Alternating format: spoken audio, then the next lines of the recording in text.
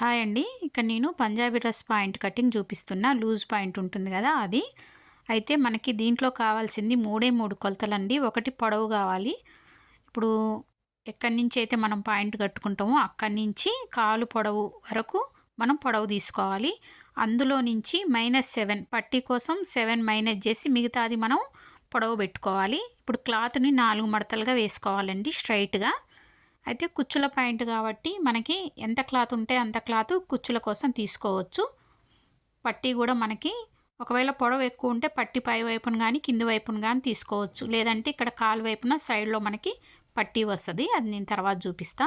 ఇప్పుడు మనము కిస్తర్ పెట్టుకోవాలి. కిస్తర్ ఎంత పెట్టుకోవాలంటే హిప్ గొలుచుకోవాలండి. ఎవరికైనా ఈ కొలతలతో ఎవరికైనా గుట్టొచ్చు. మీరు హిప్ గొలుచుకొని 4వ భాగం /4 అంటే ఎగ్జాంపుల్ ఒకవేళ 40 హిప్ ఉందనుకోండి, /4 చేస్తే మీకు 10 వస్తుంది. లేదా 36 ఉంటే దాన్ని /4 చేసుకోండి.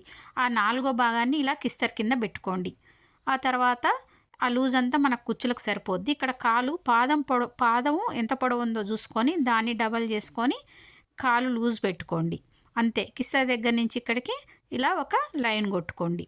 చాలా ఈజీ మెథడ్ అండి. మనకు కావాల్సింది ఇక్కడ హిప్ కొలత, పొడవు ఎంత కావాలో, కాలు పాదం లూజ్ ఎంత కావాలి, అంతే. ఈ 3 కొలతలతో మనం లూజ్ పాయింట్ని ఈజీగా కుట్టొచ్చు అనమాట. ఓకేనా. ఆ తర్వాత ఇక్కడ మీరు పట్టీ కోసం హిప్ చూసుకొని హిప్కి 8 కలుపుకోవాలి. 8 కలుపుకొని ఇప్పుడు క్లాత్ ఒకవేళ 2 మడతల మీద ఉంటే దాన్ని డబల్ చేసి పెట్టుకోండి. మీ క్లాత్ 4 మడతల మీద ఉంటే 4 చేసి /4 చేసి పెట్టుకోండి. మీ దగ్గర ఉన్న క్లాత్ని బట్టి చేసుకోండి. ఎవరికైనా సేమే. హిప్కి 8 కలుపుకోండి. లేదు మాకు మరీ పట్టీ లూజ్గా వద్దు అనుకుంటే మాత్రం 7 కలుపుకోండి. ఓకేనా. నేనైతే ఇక్కడ 8 కలిపినండి. ఆ తర్వాత పొడవు ఎంత తీసుకోవాలంటే మనం లెంత్లో నుంచి మైనస్ చేసిన 7, పైన పట్టీ కుట్టడానికి 2, కింద ఖర్చుకి ఒక ½ ఇంచు కానీ 3/4 ఇంచు కానీ. ఓకేనా.